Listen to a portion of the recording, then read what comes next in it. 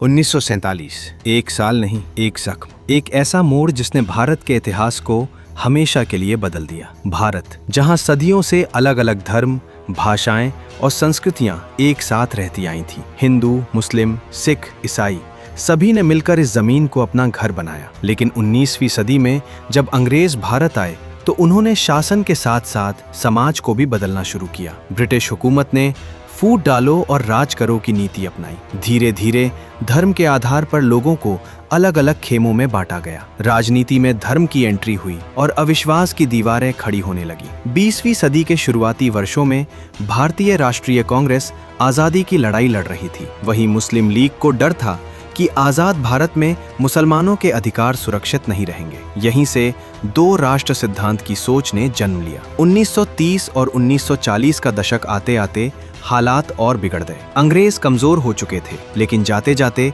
वे एक बड़ा सवाल छोड़ गए, भारत एक रहेगा या टूटेगा। 1946 में दंगे भड़क उठे। कलकत्ता में डायरेक्ट एक्शन डे के नाम पर सड़कों पर लाशें बिछ गईं। पंजाब और बंगाल आग में जलने लगे। हिंसा अब केवल खबर नहीं रही, वो लोगों के घरों तक पहुंच चुकी थी। ब्रिटिश सरकार ने जल्दबाजी में सत्ता हस्तांतरण का फैसला किया। एक अंग्रेज अफसर सिरिल रैडक्लिफ, जिसने भारत को पहले कभी देखा तक नहीं था, उसे कुछ ही हफ्तों में सीमा रेखा खींचने की जिम्मेदारी दी गई। रेखा खींच दी गई, लेकिन वो रेखा कागज पर नहीं रुकी। उसने खेत, घर, मस्जिद, मंदिर और इंसानी रिश्तों को चीर दिया। 15 अगस्त 1947 भारत आजाद हुआ। उसी दिन पाकिस्तान भी बना। जश्न भी था और मातम भी। करीब 1.5 करोड़ लोग एक रात में शरणार्थी बन गए। जिस घर में पीढ़ियां बसी थीं, उसे छोड़ना पड़ा। लोग बैलगाड़ियों, पैदल, ट्रेनों से नई जमीन की ओर निकल पड़े। लेकिन यह सफर मौत से भरा था। ट्रेनें लाशों से भरी आती थीं, काफिलों पर हमले होते थे, औरतों के साथ अमानवीय अत्याचार हुए। बच्चों ने वो देखा